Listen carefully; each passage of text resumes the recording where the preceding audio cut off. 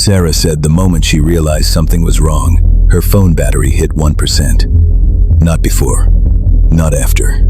Exactly then. She'd left a corporate networking event in downtown Chicago just after midnight and ordered an Uber using her company account because her own phone was nearly dead. The driver pulled up within 2 minutes. Black sedan. Clean interior. Soft jazz playing quietly through the speakers. Completely normal. At least at first. The driver smiled the second she opened the back door and said, "Hey Sarah, ready to head home?"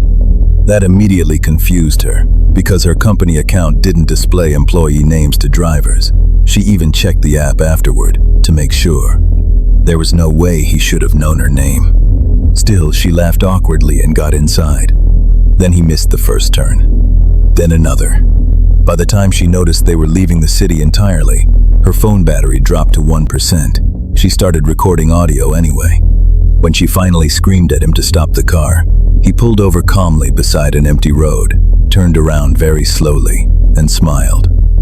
"I just wanted to talk," he said softly. "I've been inside your apartment before." What police discovered in his trunk afterward made veteran detectives physically sick. The first thing Sarah noticed about him was how normal he looked. That detail bothered her more than anything afterward, because when people imagine dangerous men, they usually picture someone obvious, somebody unstable, somebody visibly wrong. But according to Sarah, the driver looked completely forgettable. Mid-40s maybe, average build, short brown hair with gray around the temples, clean jacket, calm smile. The kind of face you'd instantly forget in a crowded grocery store. Which made everything worse later. I met Sarah almost 5 months after the incident, through a mutual friend who worked with her in Chicago. By then, she barely slept anymore.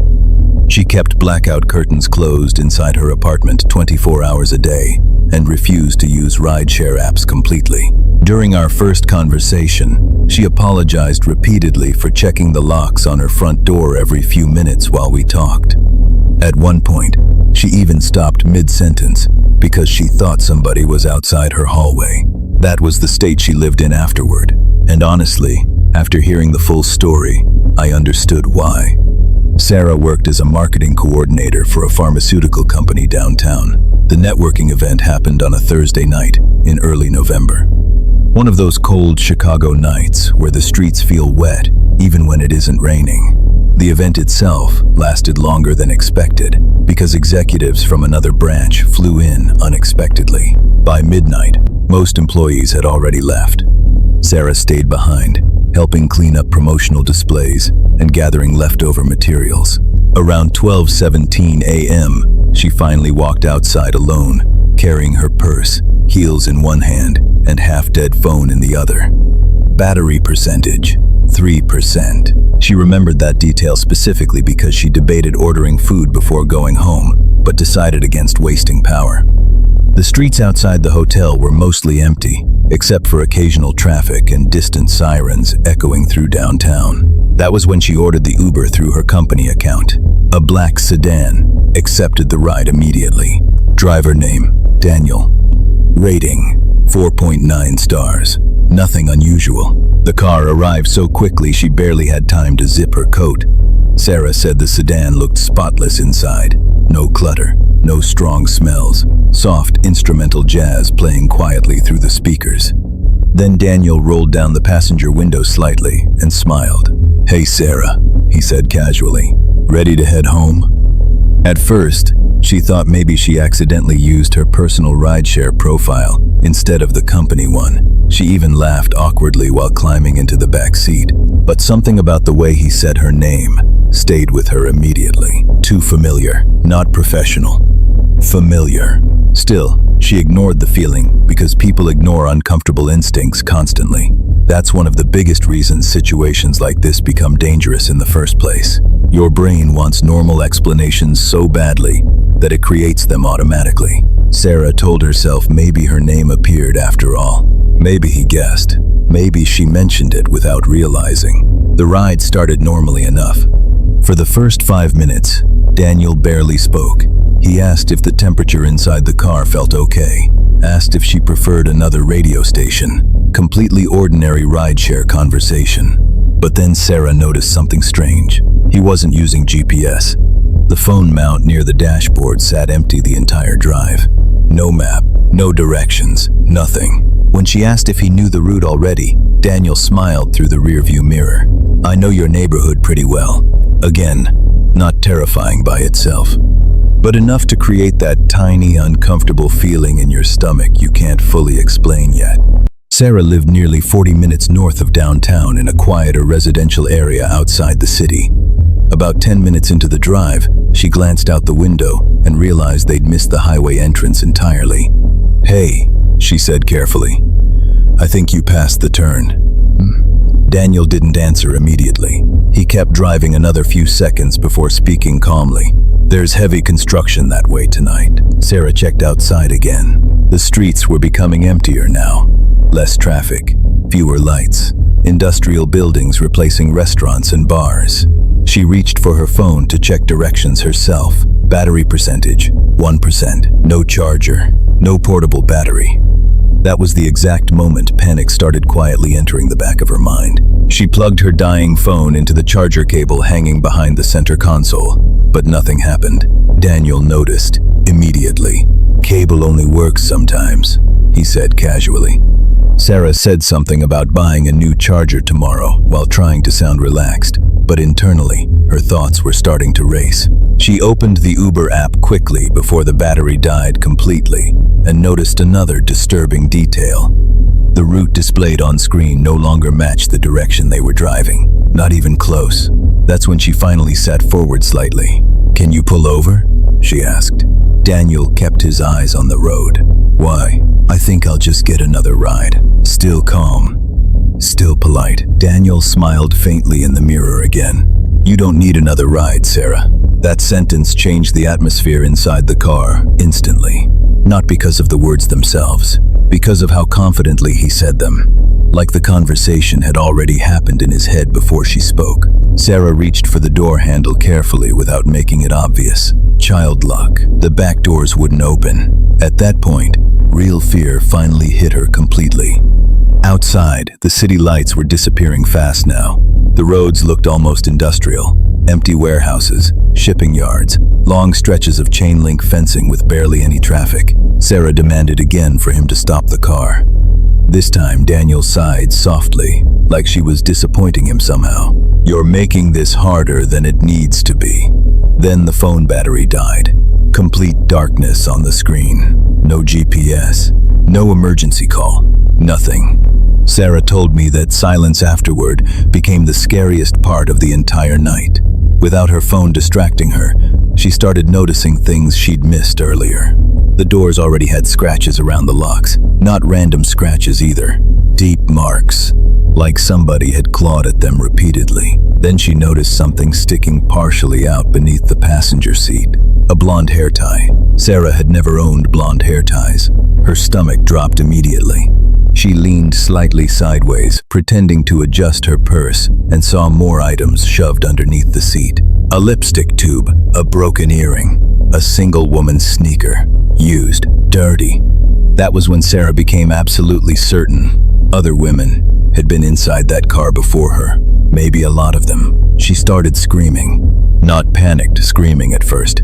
Angry screaming, demanding he stop the vehicle immediately, threatening police, threatening lawsuits. Daniel listened quietly the entire time, without raising his voice once. Then suddenly, he turned onto a smaller side road surrounded by trees and pulled over calmly. No street lights, no nearby houses, nothing. The engine remained running. For several seconds, nobody spoke. Then Daniel slowly turned around in his seat. Sarah said his expression looked almost hurt, like she'd offended him personally somehow. "I just wanted to talk," he said softly. She reached again for the locked door handles desperately, while yelling at him to let her out. Daniel ignored her completely.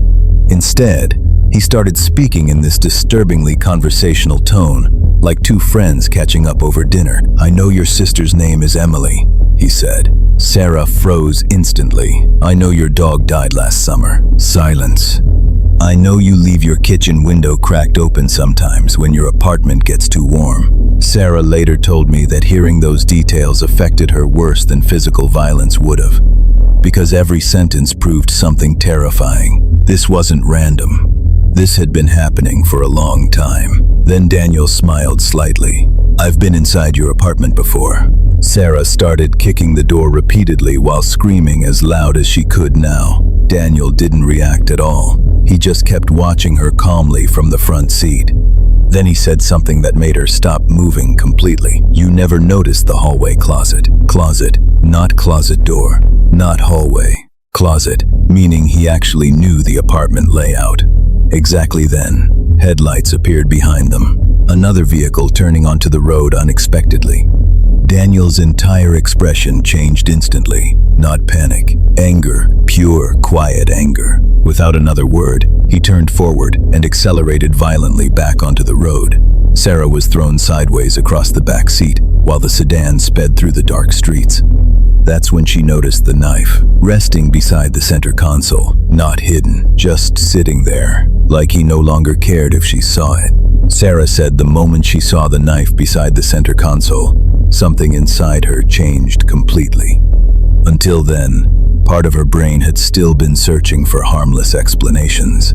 Maybe he was mentally unstable. Maybe he only wanted attention. Maybe she could calm him down long enough to escape. But people don't keep knives beside them during normal conversations, especially not on empty roads after midnight. Daniel noticed her staring at it almost immediately. That's not for you, he said calmly, which somehow sounded even worse. The sedan continued speeding through dark industrial streets while Sarah kept pulling uselessly at the locked door handles. Outside, the city had vanished completely now. No traffic, no businesses. Just long stretches of empty road and abandoned warehouses, disappearing into darkness. Then Daniel spoke again. I've watched you for months, he said softly. Sarah stayed silent, not because she wanted to, because fear had physically locked her throat. You always stop for coffee before work on Tuesdays, he continued. Same place, same order. He smiled faintly while turning onto another isolated road. Vanilla cold brew, extra cream. Every sentence felt like another door closing around her. Sarah later told me the most horrifying part wasn't that he knew personal details. It was how ordinary the details were. The kind of observations only someone physically watching her life every day would know. Daniel glanced toward her through the mirror again. You changed gyms in August. Sarah felt herself go cold, because that was true too. You cried in your car afterward, he added quietly. Then he said something even worse. I almost knocked on the window. Sarah finally forced herself to speak. What do you want from me? Daniel seemed genuinely confused by the question. To talk. That answer terrified her more than threats would have. Because nothing in his voice sounded angry or unstable anymore. He sounded calm, sincere even, like this entire situation made perfect sense to him. The road narrowed ahead into a heavily wooded area with almost no lighting. Sarah kept scanning desperately for houses or traffic, but the surroundings looked completely empty now. Then she noticed something strange hanging from the rearview mirror, a small silver key. At first, it looked random, until she realized it wasn't swinging naturally with the movement of the car. It barely moved at all, like it was heavier than it should have been. Daniel noticed her staring. You recognize it? He asked. Sarah shook her head slowly. Daniel smiled. You should. Then he reached into his jacket pocket and removed a photograph. He held it backward toward her between two fingers. Sarah stared at the image for several seconds before understanding what she was seeing. Her apartment building, taken from outside at night. One of her windows visible upstairs. Another photograph followed. This one showed her inside the apartment kitchen, taken through the cracked window. Sarah stopped breathing entirely for a second. Daniel watched her reaction carefully. You look beautiful when you're alone, he whispered. That was the exact moment Sarah decided she either escaped soon or died inside that car. Because she finally understood something terrifying. Daniel didn't think he was kidnapping her. In his mind, they already had a relationship. The realization made everything feel suddenly unpredictable. Men like that don't follow normal logic. You can't negotiate with delusions because the delusion always feels more real to them than reality itself. Sarah started searching frantically through the back seat with one hand while pretending to calm down. That's when she found the phone, hidden between the seats. Old flip phone, dead battery. But underneath it sat something worse. A stack of driver licenses. Women's IDs, at least 7. Different names, different states, different ages. One had dried blood across the corner. Sarah almost screamed again, but stopped herself at the last second. Daniel still hadn't noticed what she found. Instead, he kept talking softly while driving. "I tried introducing myself normally once," he said, "outside your office." Sarah remembered instantly. 3 months earlier, a man approached her near a parking garage asking for directions downtown. She barely looked at him before walking away because she was late for work. "Oh," Daniel said quietly after seeing her expression. "You remember now." The way he said it made her stomach twist, like he'd been waiting months for recognition. Then the sedan slowed. Ahead, partially hidden between trees, sat an old abandoned service station with boarded windows and a broken sign hanging sideways above the entrance. Daniel turned into the empty parking lot. Sarah's entire body started shaking violently. "Why are we here?" she whispered. Daniel parked carefully beside the building and shut off the engine. For several seconds, neither moved. Then he looked back at her with that same calm expression. "I wanted somewhere private." Sarah reached again for the locked door handle instinctively. Daniel sighed softly. "You still think I'm going to hurt you?" The terrifying part was that he sounded genuinely disappointed, not threatening, hurt. Then he leaned forward slightly. "What if I showed you everything?" he asked. Before Sarah could answer, Daniel stepped out of the vehicle. The second his door closed, Sarah climbed desperately into the front seat, searching for any way to unlock the car manually. Her hands shook so badly, she could barely think straight. Then she noticed the trunk release button. She pressed it instantly. Outside, Daniel stopped walking. Slowly, he turned back toward the car. Sarah hit the button repeatedly while hearing the trunk unlatch behind the vehicle. Daniel's expression changed for the first time all night. Panic, real panic. He rushed toward the back of the sedan just as Sarah managed to unlock the passenger door from inside. She stumbled out onto the gravel and started running blindly toward the road. Behind her, Daniel screamed. Not words, pure rage. Sarah looked back once while running. That was her biggest mistake, because the trunk was open now, and inside were photographs, hundreds of them, covering every surface. Pictures of women, sleeping, walking alone, inside apartments, inside gyms, inside grocery stores. Some clearly taken through windows, others taken from only a few feet away without the victims noticing. But underneath the photographs sat something worse. Several large black trash bags. One of them moved. Sarah said that detail haunted her more than anything else afterward, because something inside the bag shifted slightly while Daniel screamed at her to stop running. She made it to the road seconds later and nearly collapsed in front of an approaching pickup truck. The driver slammed on the brakes, hard enough to leave tire marks across the pavement. Sarah kept screaming one sentence over and over. "He has people in the trunk." The pickup driver locked his doors immediately and called 911 while Sarah hid behind the truck, shaking uncontrollably. Daniel never came back onto the road. By the time police arrived 12 minutes later, the sedan sat abandoned beside the service station. Driver door open, engine running, Daniel gone, but the trunk remained open. Sarah wasn't allowed near the vehicle afterward, but investigators later confirmed there were no bodies inside the trash bags, at least not complete ones. What police discovered instead became one of the most disturbing stalking investigations Chicago detectives had seen in years. Inside the trunk, officers found over 4,000 photographs of women taken over nearly a decade. Not random women either. Every victim fit almost identical physical characteristics. Dark hair, mid-20s to early 30s, lived alone. Most never knew they were being watched, but investigators also discovered journals, detailed journals, schedules, Apartment layouts, work routines, weaknesses, fears.